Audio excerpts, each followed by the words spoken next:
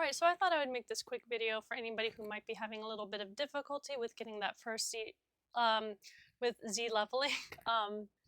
So first off, I have changed the nozzle. Normally most people print with the 0.4. I prefer the 0.8. It just makes for a much faster print, for a stronger print as well. And I'm just going to show the process of how to do that. So also, I run the Revo quick change, which allows you to change the nozzle cold. I've already changed it. And what else? I feel like there's something else I wanted to mention. I'll probably remember it in a second. So the firmware that I'm running is the 3.13.06873. I'm also running the 60 watt, which I downloaded a specific firmware from the Prusa website. If you go to the GitHub, you can find the specific one for the different versions, especially if you are doing the Revo with the MMU. I just don't have the MMU attached to this at the moment. Okay, so that being said, let's go and let's focus on the printer because otherwise you're just going to be seeing the back of my head. Okay, so we're going to go to settings. And first what you need to do is you need to change the nozzle size. I had already changed the nozzle size, but you're going to go to HW setup. You're going to make sure it's on the nozzle size that you want. To change it, you just click. Okay, I'm running the 0.8, so we're going to go to settings. We're going to go to main. You're going to go to calibration. Okay, first layer calibration. All right, so I'm going to reset it to show you how I get to there. Now I run my bed warmer. You might not need to do that. I'm running the satin bed with PETG, and I find that PETG prints best in my environment at 95. So I'm going to set mine to 95. Okay. And as soon as it goes down in temperature, it'll be exactly where I want it to be, and then it'll do the probing. But while it's doing that, something to mention is before you do Z layering, first level Z, you need to make sure that your probe is correctly adjusted, and the probe is back here. Okay, it is kind of hidden, but that right there. Okay, if you can see it where my finger is pointing. Okay, so that probe is what does the mesh bed visualization. Sorry, I'm tired. So if that is not correctly adjusted, and if that is not being if that is not firmly in place, then you're not going to get a good first level. Okay, and if you don't have a good first layer, the rest of your print if it doesn't have good foundation, then you're not going to have a good print because you need a good foundation. Okay. So, and you also want to make sure that your screws are tight and that you don't have like an overly wobbly carriage. Okay. So that being said, when you first go down, you're going to want to go down really quickly because you're starting from 0 and you're going to go down to the negative. Okay, let's make sure that you can see. Yes. Okay. So first I'm going to do the Z layer and I'm going to get it down to where I want, and then I'm going to do a print. Okay. And I'm going to get in the first 3 layers of a print. You can get it down. So you're going to go eye level, and you're going to bring it down as far as you can really quickly, okay? And then I would keep going down a little bit. Okay, so right now it is way too high. And what you want is you want to get it so that, no. Okay. Okay. So your eye level, and you want to get it to where the nozzle is pretty close. You want it so that it's pretty flat, that the filament is flat, but it's not starting to curl up on the sides, okay? And you don't want it to be like a round bubble, okay? So let's see where it gets to. So once it starts to seem pretty flat, you want to stop. If it starts to get too low, you can also hurt your bed. So now that it's flat, you can still see filament. If you go too low, you'll stop seeing filament because there's no room for the filament to come out as well. So right here is where you'll be able to see how close you are. If it's not close enough, then as you pull, it will start to pull apart. If it's too close towards the sides, you're going to see little divots, and you don't want to have the divots. Okay, let's see where we're at.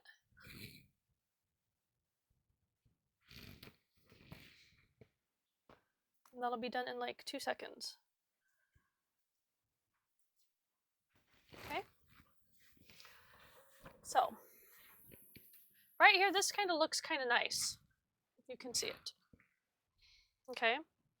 Let's see if I can get this camera just a little bit closer. Okay. You'll notice that right here, there are no gaps. Okay. Then you also want to look at the side and make sure that it's not too low to where it's starting to curl up on the side.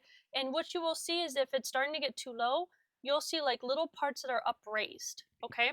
So now what you will do, and as you pull up, you should be able to pull up one part. If you pull up and it starts separating, it is too high because that means it didn't get low enough for each layer to, so as it goes down, it flattens it and it spreads it out. So that means it didn't go low enough and spread out into that next, into the, I'm a little tired. So into the next line that it was placing down, okay? So it might look like this, something like this, okay? I don't know if you can be seen. So if it'll look really close to each other, but like as you pull up, if they're supposed to be one part and they're pulling apart from each other, that means that they didn't get smushed enough to adhere to one another, okay? So now from here, what we're going to do is we are going to we're going to start with a print. So on the first 3, okay, let's go to, okay. So during the first 3 layers, you can do the first layer calibration, and I made this one a long time ago. Such a long time ago, jeez. Okay. But during the first 3 layers, you can do the first layer calibration, and the reason why that is handy is, so especially when you're working with a 0.8 nozzle, the layer heights are different depending on, so the first layer starts at 0.2, but then for like your draft setting, I believe it's like a 0.55, and then for the what is it, the quality, I think it's a 0.3, but I don't, let me look that. The quality is a 0.4 and the detail is a 0.3 millimeter layer height. So the first layer is 0.2, and then after that you get a point, you know, your first layer is separate from the rest, from every layer after, okay? And the reason they do that is so that you can get a good first layer, and then if you like change your, if you change from the quality to the detail, you still will have a good print. But I noticed, I mean, maybe it's changed with the firmware, but I and also with the updating of the configuration in Prusa Slicer, that my best prints were when I did the first layer calibration for every change in layer height. So what I would do is, for my first layer, if I wanted really pretty prints, I would make my first layer whatever the rest of the layers were.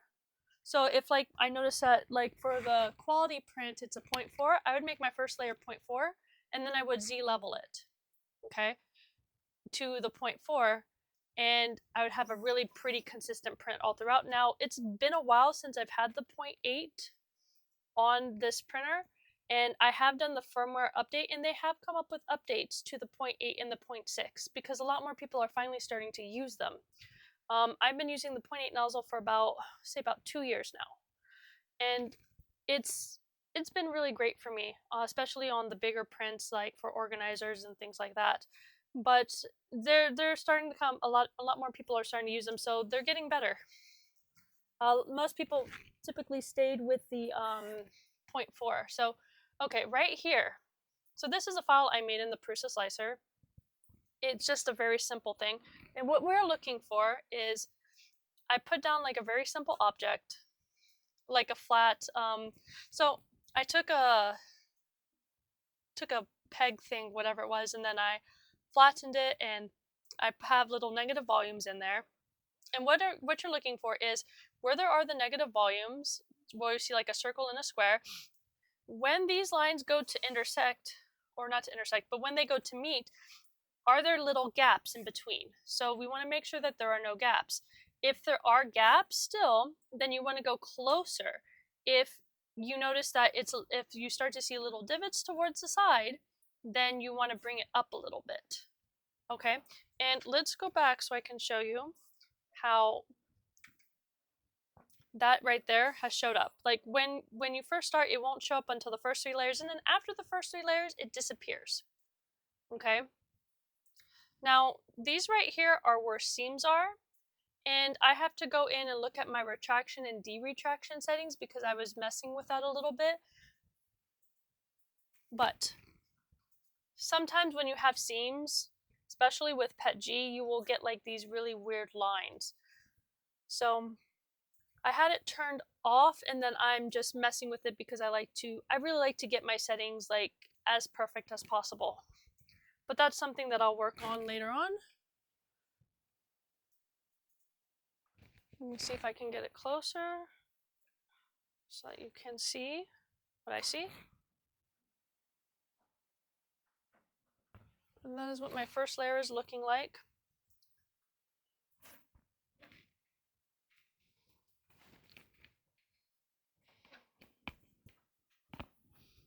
There's still little itty bitty gaps right there, so one could easily move it down. So I'm going to move it, it's negative 1.840. I'm going to move it to negative 1.842. And you do a little bit at a time because it doesn't adjust itself right away, okay? It slowly goes down. Now, with that being said, remember, when you start from 0, you're going from wherever you are, and then you're going down, so it goes down. You're going a negative value, okay? And every value for every printer is different. What value I have for my printer is not the value you're going to have for your printer. There's no easy cheat around that. So you have to really just level it. You have to not level it, but you really have to set it to your own Z value for your own printer. Each printer is a little bit of an individual. Think of it that way. Everyone's going to have a little bit of a different height. We're not going to all be the same height. So you'll notice that I'm lowered a little bit. The gaps disappeared. So you had some gaps here, they disappeared. And these are from seams.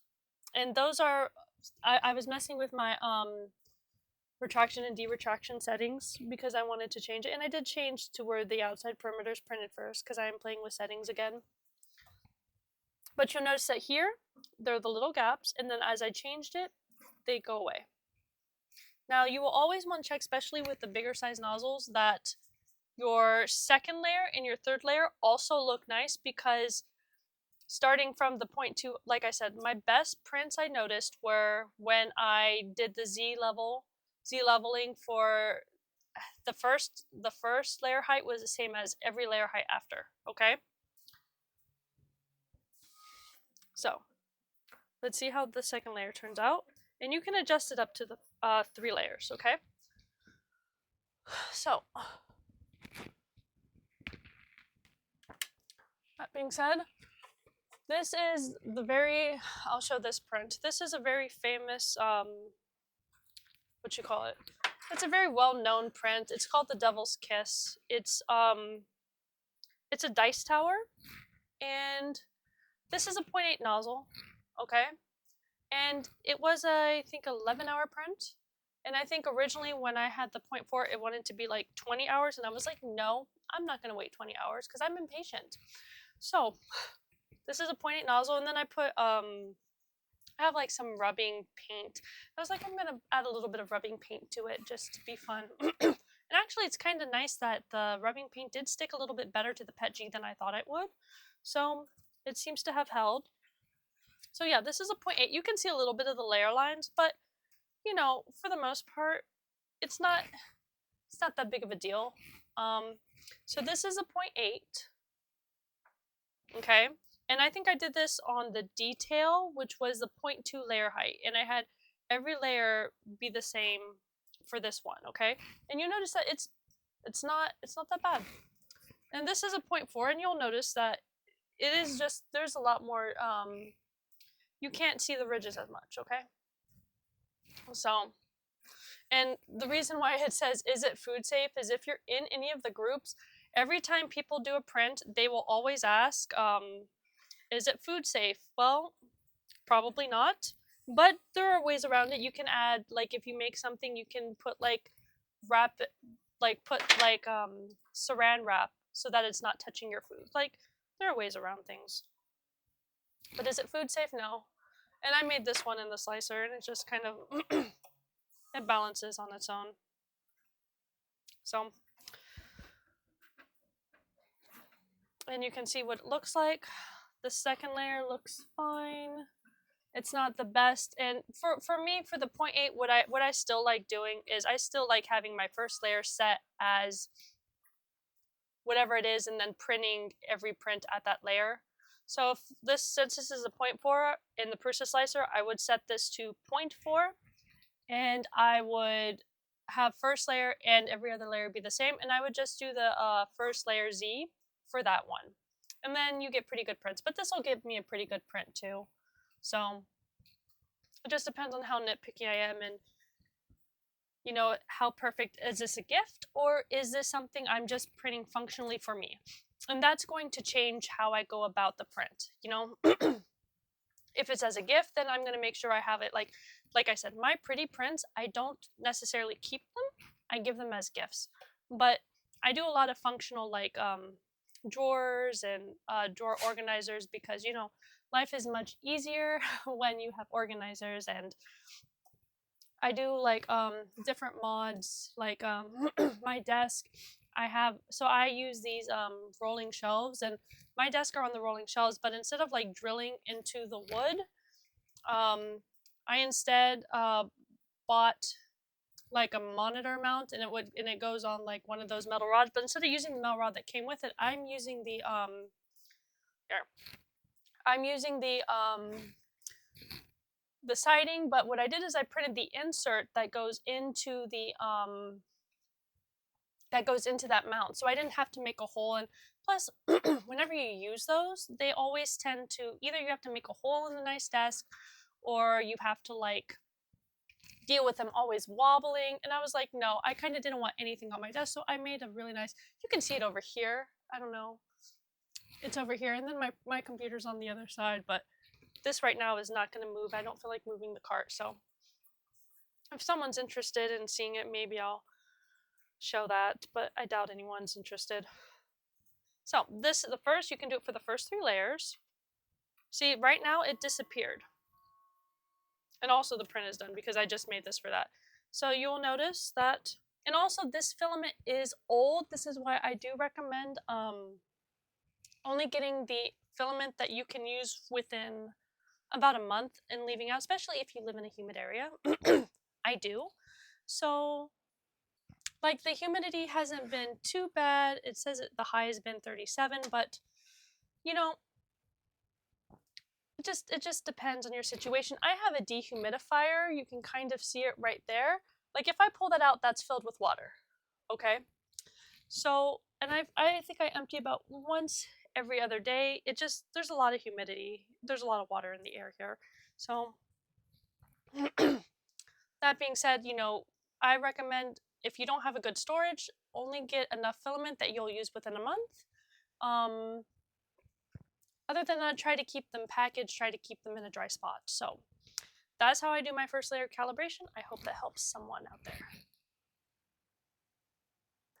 Oh, and a quick thing before I go, just a reminder, I don't do this very often. I probably do this, in case I didn't say it, once every only about, say, like, for the most part, I'll find a profile I like. Like if I like the detail, I'll keep it with the detail. But or if I like, you know, I'll do this once. The whole thing, I'll do it once about every 6 months or so, and then like only as needed will I change. And then what I will do is I will like let's say I want to do a bunch of organizers. Well, I'll be sticking with that with like the first layer for quite a while. And then I will just change it. But once you have it like fine-tuned, you don't have to change it but so much. You only have to change it for a little bit. And what I do is I do have I have a little sheet. So I made this, and it's like, may it be calibrated. And I will I write like the different values, and then I'll kind of use that as a guideline to go back to what I was for the next print, and it just makes it it's kind of a little bit of a cheat sheet, and it'll kind of get you pretty close to the last value, but things do change over time a little bit. So just keep that in mind. So hope this helps someone, and happy printing, everyone.